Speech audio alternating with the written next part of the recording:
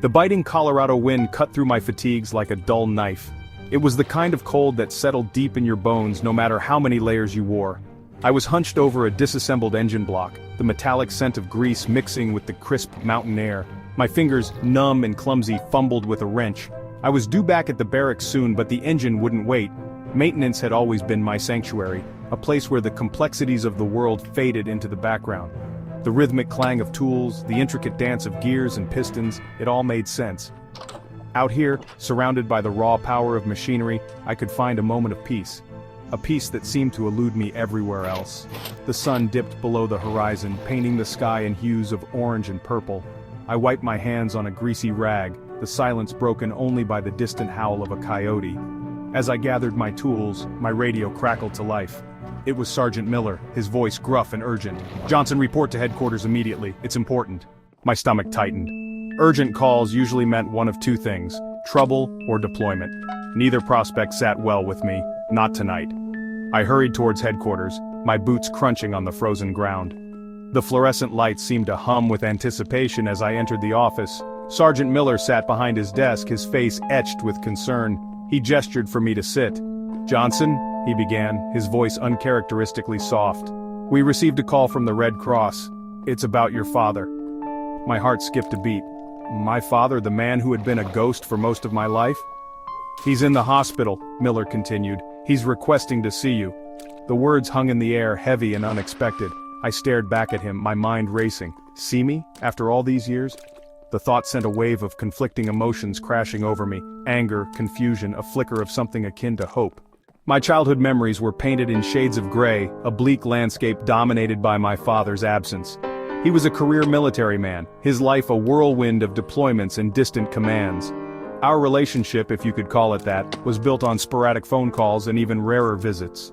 He wasn't a bad man, not in the traditional sense, he just wasn't there. Emotionally unavailable, my mother called it. She bore the brunt of his absence, raising my sister and me with a quiet strength that I still couldn't fathom. Their divorce, when I was 10, was a messy affair, filled with bitter accusations and tearful silences. My father disappeared from our lives after that, a distant figure relegated to the occasional birthday card. We tried to reach out, my sister and I, but our calls went unanswered. Our letters returned unopened. The years passed, filled with a deafening silence that spoke volumes. "He's asking for you, Johnson," Miller's voice broke through my thoughts. "They say he doesn't have much time." I looked at him, my face a mask of indifference. "What do you want me to do, Sergeant? I have my orders." It was a weak defense, and we both knew it. Miller sighed, his gaze filled with understanding. "Look, Johnson, I'm not your therapist. You've got your demons, we all do, but this is your father. Whether you like it or not, you owe him that much." He leaned forward, his voice firm. "Go see him, take some leave. It's the right thing to do, the right thing to do." The phrase echoed in my head.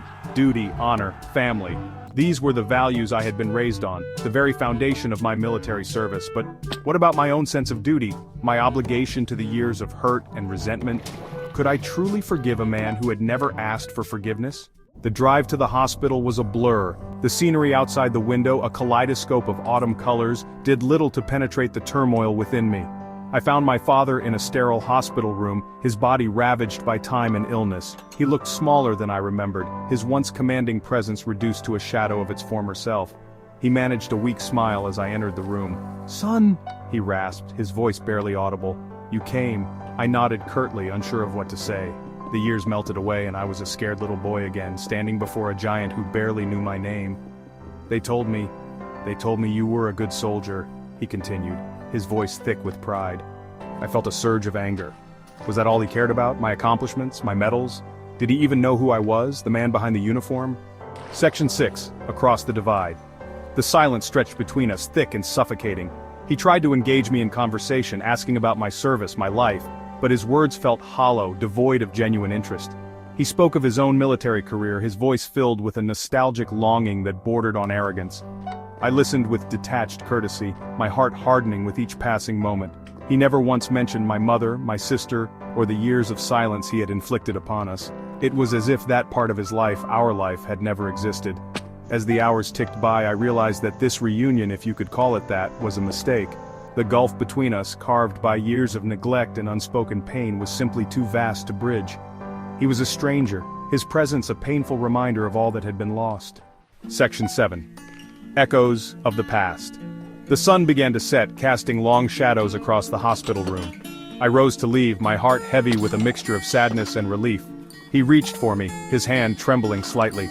"I'm proud of you, son," he whispered, his voice hoarse with emotion. "I always was."